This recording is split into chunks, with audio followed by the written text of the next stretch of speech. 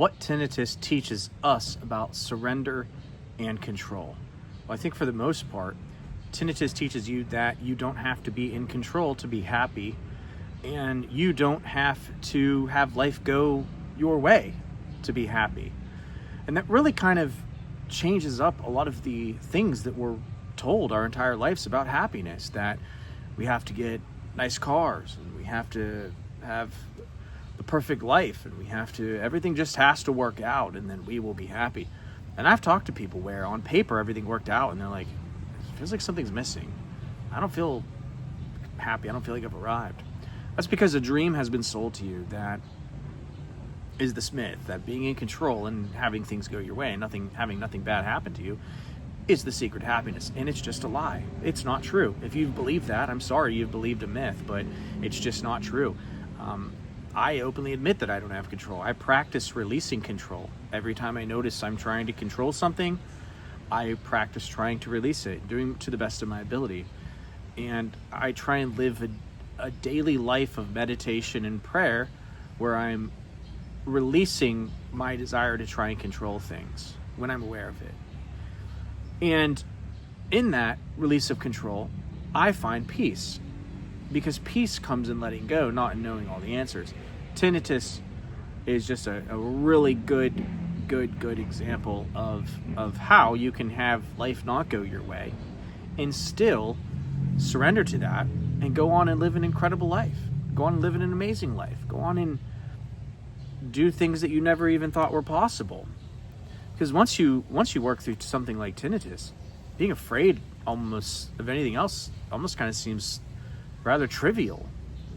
You know, you were afraid of this monstrous sound, and you learn to develop a neutral disposition over time. And what is stopping you at that point? What is there to be afraid of?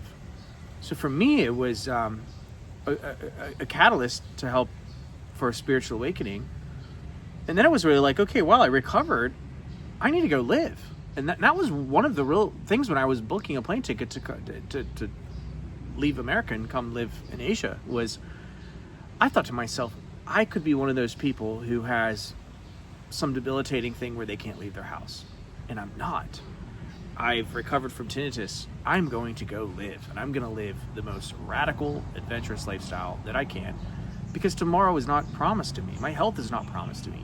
Nothing is promised to me. What I have is this moment right now, and I have to live. I need to stop putting off my life until someday, and I need to start living today. And I can tell you that tinnitus helped me do that, because I made a promise to myself. I said, if I recover, I am going to stop taking my life for granted. I'm going to stop taking my health for granted. I'm going to stop taking my hearing for granted. I am going to stop thinking that I am entitled to just a life with no hardships. How do you capitalize on that? You live a radical life, and you live out of purpose, and you live out of meaning. Why are people who have near-death experiences and they come back and they're like, oh my gosh, now I have this lust for life? Because they realize how fragile life is, how fragile your health is, how fragile this experience is. They realize what it actually is. It's not guaranteed. You are not guaranteed anything.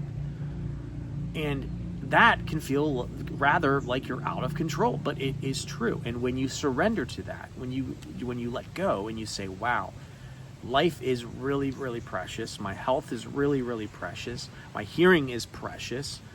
Silence is precious. These things are precious. And if I ever recover, I'm making a promise to myself and to humanity that I am going to live. I'm going to get my lust back for life. That raw, feral adventure for life, that childlike wonder for life again. I'm going to live from that disposition. I'm not going to fall asleep again back into unconsciousness like the rest of the world is. Tinnitus, man, was one of the big things that helped me in pushing me through, pushing me out of unconsciousness and into the present moment, where I try my hardest to live from every single day. And if that's you, if you can relate to that, then yeah, I ask you to go ahead and smash the subscribe button, comment below. I really love to read the comments. Let me know what you think. If you want to work with me and we can help you get back to silence, I would love to. Book a 16-minute session below, and I'll see you in there. Take care.